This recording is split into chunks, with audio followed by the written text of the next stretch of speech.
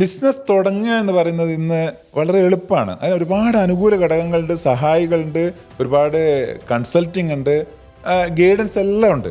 അതുപോലെ തന്നെ ചാടിക്കയറി ആരംഭ ശൂരത്വത്തോടുകൂടി തുടങ്ങുന്ന ഒട്ടനവധി ആളുകളുണ്ട്. പക്ഷേ ഇവരെ മനസ്സിലുണ്ടാവേണ്ടത് ദ ഡെഡ് ലൈൻ ഫസ്റ്റ്, അവസാനത്തെ കണ്ട് തുടങ്ങുക എന്ന് പറയുന്ന ഒരു ആശയം ഉണ്ടല്ലോ, അത് വളരെ വളരെ പ്രാധാന്യമുള്ളതാണെന്ന് നമുക്ക് മനസ്സിലാവും. കാരണം തുടങ്ങിയ 100 ബിസിനസ്സിൽ 10 വർഷം പിന്നിടുന്നത് ആകെ 10 എണ്ണം എന്ന് പറയുമ്പോൾ 90 എണ്ണവും എന്തൊക്കെയോ ആയി പോകുന്നുണ്ടല്ലോ.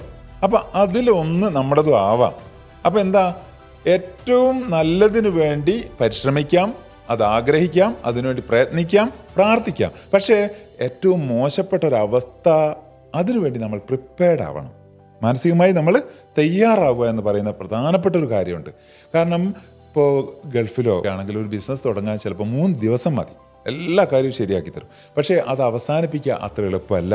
ഒരുപാട് ഫോർമാലിറ്റീസ്, ഒരുപാട് നൂലാമാലകൾ, ഒരുപാട് ലീഗൽ പ്രതിബന്ധങ്ങൾ അവിടെയുണ്ട്. അപ്പോൾ നമ്മൾ ഈ ഒരു അർത്ഥത്തിൽ നേരത്തെ പറഞ്ഞ കാര്യത്തിന് വളരെ വളരെ പ്രസക്തിയുണ്ട്. അത് നമ്മൾ എൻഡിനെ ആദ്യം കണ്ടുകൊണ്ട് ഇവിടം വരെ എന്നാൽ ഇത്രയല്ലേ സംഭവിക്കുള്ളൂ എന്നൊരു മാനസികമായ ഒരു പൊരുത്തവും മാനസികമായ ഒരു തയ്യാറെടുപ്പും നമ്മുടെ മനസ്സിലുണ്ടാകുമ്പം നമ്മൾ പരാജയപ്പെടാൻ വേണ്ടിയല്ല ഇതൊന്നും ചെയ്യുന്നത് എങ്കിൽ കൂടെ അങ്ങനെ ഒന്ന് സംഭവിച്ചു പോയാലും നമ്മൾ സ്റ്റക്ക് ആവാതെ, നമ്മൾ ബ്ലോക്ക് ആവാതെ, നമ്മൾ ആകെ തകർന്നു പോവാതെ നമുക്ക് രക്ഷപ്പെടാൻ പറ്റും.